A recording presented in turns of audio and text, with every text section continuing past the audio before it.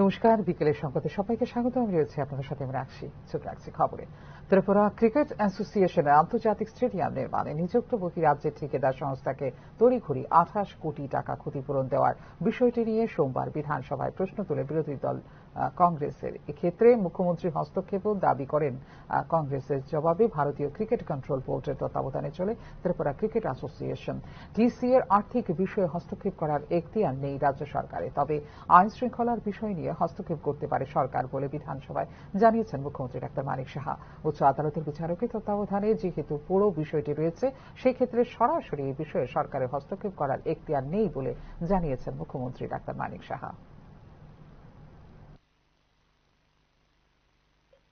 আমার কথাটা আন্ডারস্ট্যান্ড, আমি কি বলছি আমি জানার চেষ্টা করছি যে আমাকে যদি আপনি বলেন আজকে আপনি বলে দিন যে টাকা যাতে না পেমেন্ট হয়, এটাকে আমি ইন্টারফেয়ার করতে পারি? আমি ইন্টারফেয়ার করতে পারি না, আমি পারবো এটা? কোন ক্যাপাসিটিতে আমি করতে পারবো? আমি তো ইন্টারফেয়ার উনি হাইকোর্টের জাজ, কিন্তু কি হয়েছে না হয়েছে আমি কিছুই জানি না। এবং যদি আপনি জানতে চান আমি আলাদাভাবে আপনাকে বলতে পারবো যে এই হয়েছে, কিন্তু অফিসিয়ালি আমি কি করে বলবো? যেখানে ওখানে কোনো কেস হয়, পুলিশের কোনো বিষয় দাঁড়িয়েছে, সেখানে আমি বলতে পারবো। তারপরে আপনি যখন বলছেন আমি নিশ্চয়ই বিষয়টা আমি খবর নিয়ে আসবো। ঠিক আছে, আবার না সন্দীপ বাবু, না অনেক 10 মিনিট, না 10 মিনিট হয়ে গেল। কেন টিসিএ যেন এই অর্ডারের প্রেক্ষিতে এপিল করে? আমি বলতে হচ্ছে টিসিএ আপনার যিনি president, is very close friend of you, that's what I am telling, that's what I want to tell you, and you people are directly indirectly involved with the TC. আমার কথা হচ্ছে এই টিসিএ যেন এই অর্ডারের এগেইনস্টে appeal করে এবং এটা ড্র্যাগিং করে নিয়ে এসছে। এটা তো ছিলই না, আপনি বলেছেন অনেক কথা, এখন যদি বলে এখন আমাদের কি করা, গভর্নমেন্টের কি করা? আরে মুখ্যমন্ত্রীর এখতিয়ার আছে তো, উনি ওনার এখতিয়ার পরিবর্তে কাজ করবেন নাকি? সওয়াল কি বলছিলেন বলো, আপনি বলবেন সওয়াল পরিবর্তে এই বিষয়ে আমি একটা মিনিট হয় না, একটা আমি যেটা পারবো না ক্যান্সেল করতে, সামল বাবুকে বলেছিলেন। 2022-23 অর্থ বছরে 800 সহকারী অধ্যাপক নিয়োগ করা হয়েছিল মহাবিদ্যালয়গুলিতে। বর্তমানে চলছে আরও 201 জন সহকারী অধ্যাপক নিয়োগ প্রক্রিয়া।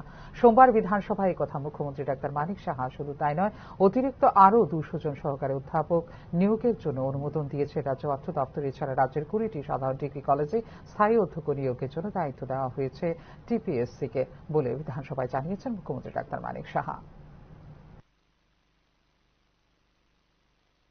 থাকে যে 2024-25 অর্থবর্ষে রাজ্য সরকার 41 গ্রুপ সি কর্মচারী এবং 137 যে মাল্টিটাস্কিং কর্মচারী গ্রুপ ডি জেআরবিটির মাধ্যমে উচ্চশিক্ষা দপ্তরের যে বিভিন্ন কলেজ এবং ইনস্টিটিউটগুলোতে আমরা নিয়োগ করেছি।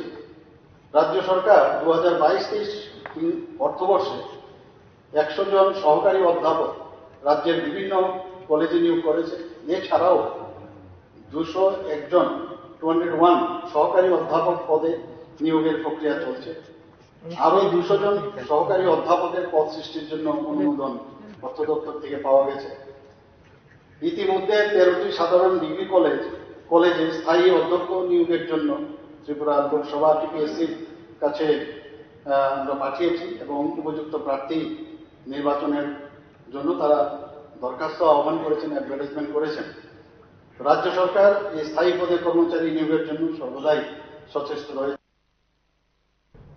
সোনামুড়া মহকুমা নলছড় বিধানসভা কেন্দ্রের রাঙ্গামাটিয়া পঞ্চায়েতের ওয়ারজান বিবি অঙ্গনওয়াড়ি কেন্দ্রে সহায়িকা পদের অফারকে কেন্দ্র করে এলাকায় তীব্র অসন্তোষ বিরাজ করছে।